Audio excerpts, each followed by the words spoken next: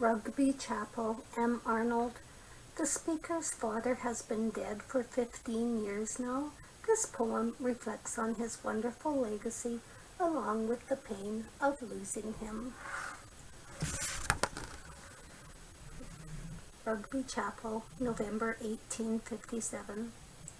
Coldly, sadly descends the autumn evening, the field strewn with its dank yellow drifts of withered leaves, and the elms fade into dimness apace, silent, hardly a shout from a few boys late at their play.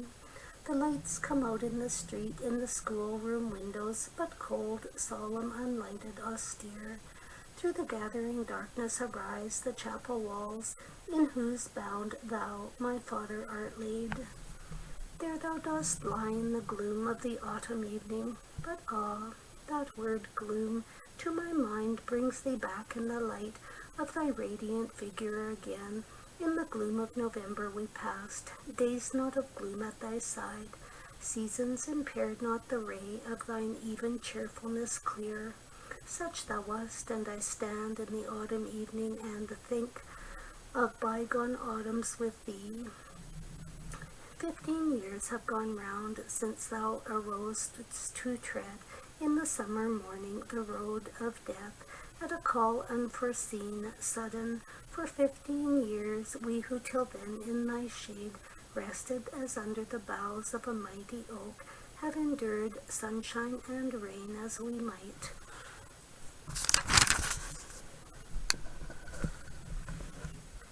Bare, unshaded, alone, lacking the shelter of thee. O strong soul, by what shore tarriest thou now? For that force surely has not been left vain. Somewhere, surely afar, in the sounding labor-house vast of being, is practiced that strength, zealous, beneficent, firm. Yes, in some far shining sphere, conscious or not of the past, still thou performest the word of the Spirit in whom thou dost live. Prompt, unwearied as here, still thou appraisest with zeal the humble good from the ground, sternly repress the bad. Still, like a trumpet dost rouse those who with half-open eyes tread the borderland dim twixt vice and virtue. Revivest, succorest, this was thy work, this was thy life upon earth. What is the course of the life of mortal men on the earth? Most men eddy about, here and there, eat and drink, chatter and love and hate, gather and squander, are raised aloft, are hurled in the dust, striving blindly, achieving nothing, and then they die, perish, and no one asks who or what they have been, more than he asks what waves in the moonlit solitudes mild of the midmost ocean have swelled, foamed for a moment, and gone. And there are some whom athirst, ardent, unquenchable fires, not with the crowd to be spent, not without aim to go round, in an eddy of purposeless dust, effort unmeaning and vain. Ah, yes, some of us strive not without action to die, fruitless, but something to snatch from dull oblivion, nor all glut the devouring grave.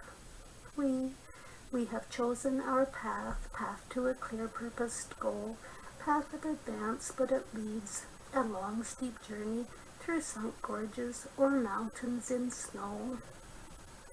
Cheerful with friends we set forth, then on the height comes the storm. Thunder crashes from rock to rock, the cataracts reply, lightnings dazzle our eyes, roaring torrents have breached the track, the stream bed descends in the place where the wayfarer once planted his footstep, the spray boils o'er its borders, aloft the unseen snow beds dislodge their hanging ruin. Alas, havoc is made in our train, friends who set forth at our side falter or lost in the storm. We only are left with frowning foreheads, with lips sternly compressed. We strain on, and at nightfall at last come to the end of our way, to the lonely inn mid the rocks, where the gaunt and taciturn host stands on the threshold, the wind shaking his thin white hairs.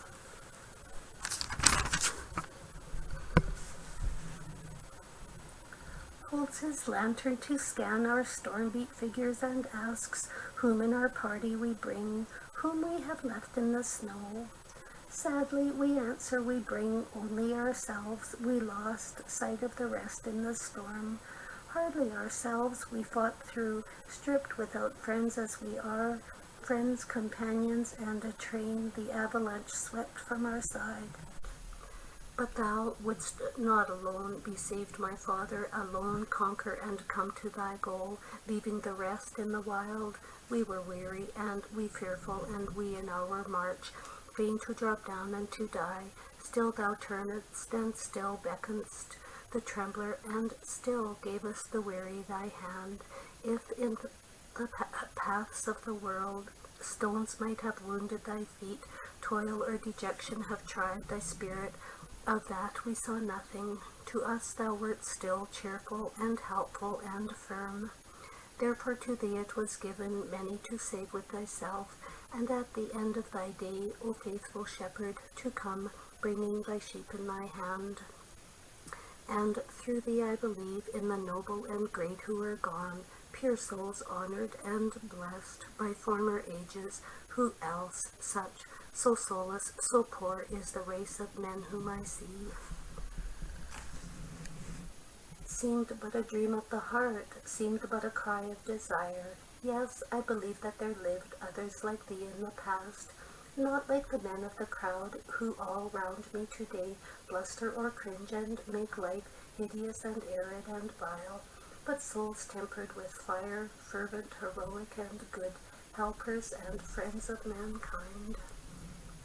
Servants of gods, or sons, shall I not call you, because not as servants ye knew your Father's innermost mind, his who unwillingly sees one of his little ones lost. Yours is the praise of mankind, if mankind hath not as yet in its march fainted and fallen and died. See, in the rocks of the world marches the host of mankind, a feeble, wavering line. Where are they tending? A God marshalled them, gave them their goal. Ah, but the way is so long. Years they have been in the wild. Sore thirst plagues them, the rocks rising all round over awe. Factions divide them, their host threatens to break, to dissolve. Ah, keep them combined, else of the myriads who fill that army, not one shall arrive. So they shall stray in the rocks, labor forever in vain, die one by one in the waste.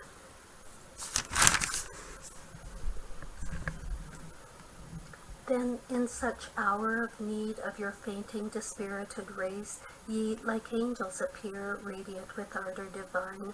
Beacons of hope ye appear, languor is not in your heart, weakness is not in your word, weariness not on your brow. Ye a light in our van, at your voice, panic, despair flee away. Ye move through the ranks, recall the stragglers, refresh the outworn, praise re-inspire the brave, order, courage return, eyes rekindling and prayers follow your steps as ye go. Ye fill up the gaps in our files, strengthen the wavering line, establish, continue our march on to the bound of the waste, on to the city of God.